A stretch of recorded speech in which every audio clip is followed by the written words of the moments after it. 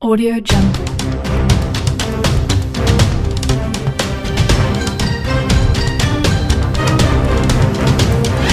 Audio Jungle.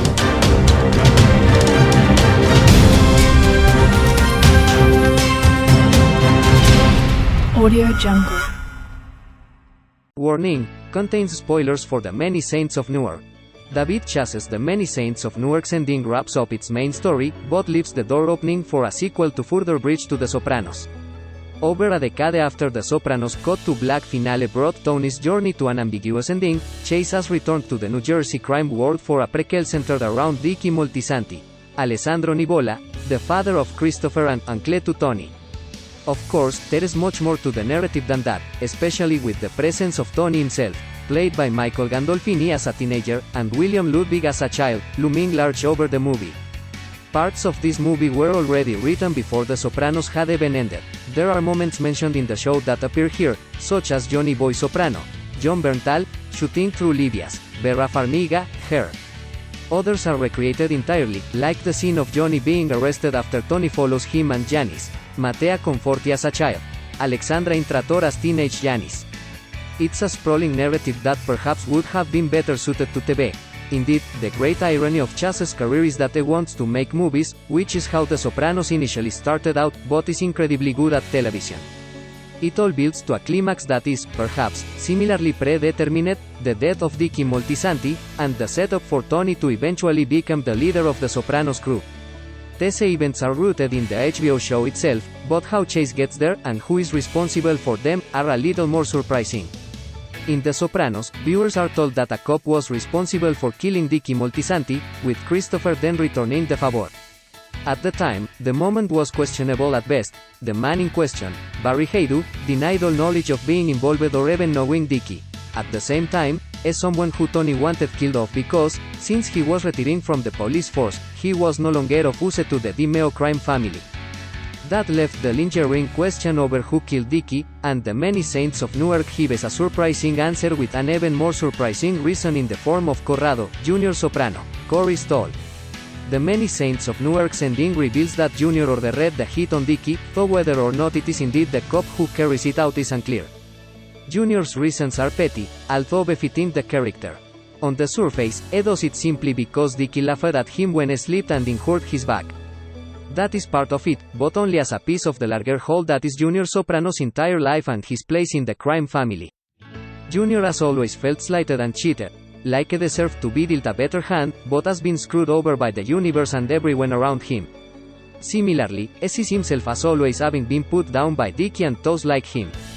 Jr. wants to get ahead, believing himself worthy of a better seat at the table, and has proved time and again he'll do anything necessary to get there. Likewise, isn't above the ultimate revenge for perceived SLHTs. This is a man who tried to have Tony, his own nephew and the boss of the family, killed because of comments about oral sex.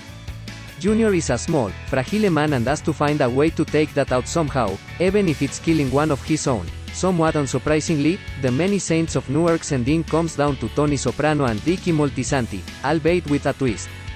The closing moments of the movie proper are Tony standing above his coffin, performing an imaginary pinky promise with his now dead uncle. Previously, their pinky swear had been a deal for Tony to be good, but now it takes on even greater significance. In a sense, it is still Tony being good, but through the lens of what he believes Dickie wants for him, to take his rightful place in the Sopranos crew, to make the step up, to become the man. Tony's pinky promise to Dickie is an implicit pact that he will become just like him and more, that he will serve as a father figure to Christopher, and that he'll carry the family forward.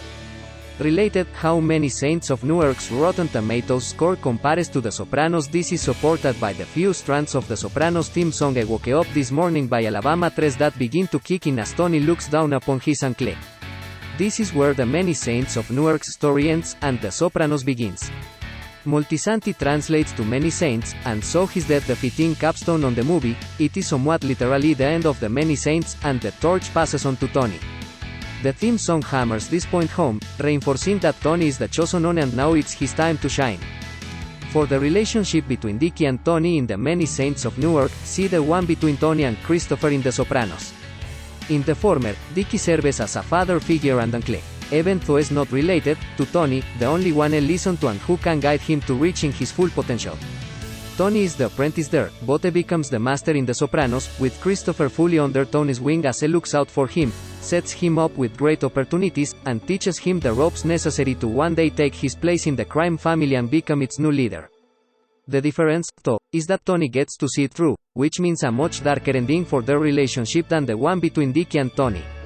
In The Many Saints of Newark, Dickie is warned away from Tony by his own uncle, Sally, one of two roles played by Ray Liotta. There is a reasonable question of whether these prison set sequences are real, or if they were dream or vision sequences experienced by Dickie as a means of coping with murdering his father and finding a sense of atonement, since Sally is very much the opposite of Hollywood Dick Multisanti but provides the wisdom and guidance he has been missing. Regardless, Dickie ultimately takes that advice and pushes Tony away. It isn't enough, as Tony ends up following in his footsteps anyway, but Sal's words are proven true in The Sopranos when Tony kills Christopher. Is that the fate that awaited Dickie and Tony had their relationship continued? It's hard to say, but based on both The Many Saints of Newark and The Sopranos, it seems reasonable to assume yes. Most of The Many Saints of Newark's characters are rooted in The Sopranos, but one key player who is completely new to the saga is Herald M.S. Breyer, Leslie Odom Jr.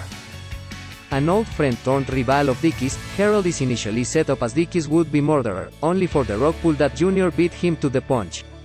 Following on from the main ending to The Many Saints of Newark, but before the credits roll, things pick back up with Herald on the street, a white man eyeing him suspiciously, which is a moment with a couple of possible meanings.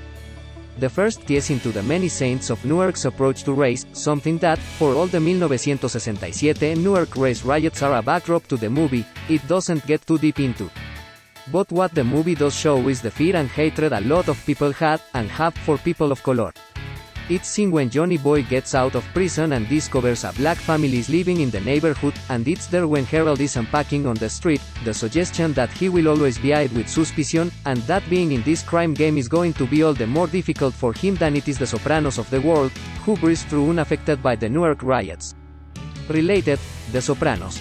Why The Many Saints of Newark needs a sequel. The end scene with Herald is also something of a reminder of the life he has chosen, and the fate that may await him.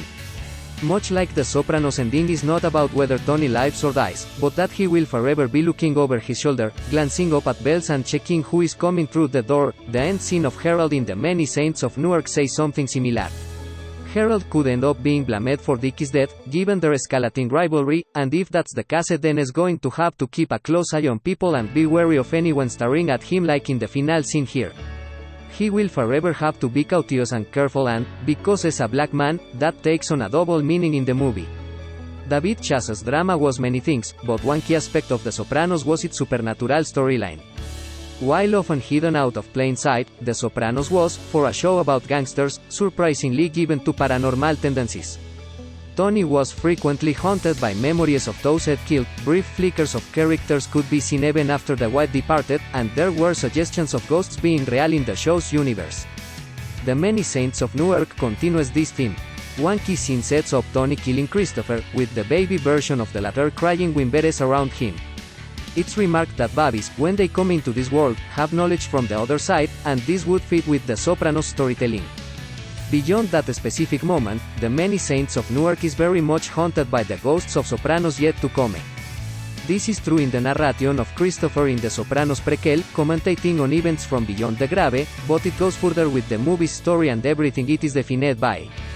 The Many Saints of Newark is all in service of the Sopranos to the point it is haunted by it.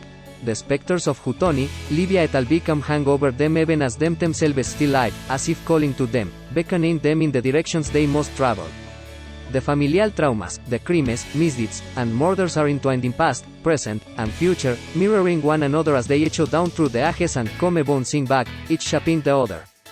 David Chase has expressed interest in a sequel to The Many Saints of Newark and, based on the ending, it's easy to see where such a story would go.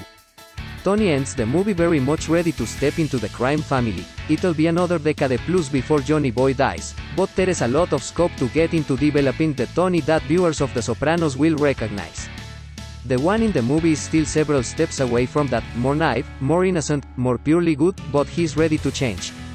Tony's first murder, for instance, seems like a natural story point for the many saints of Newark to include, while it could also bring closure to Harold's journey. There is room for greater development in many of the Sopranos characters in the film too, several of whom, like Paulie Walnuts, Billy Magnason, and Salvatore Big Pussy Bonpensiero, Samson Muecchiola, exist only on the periphery.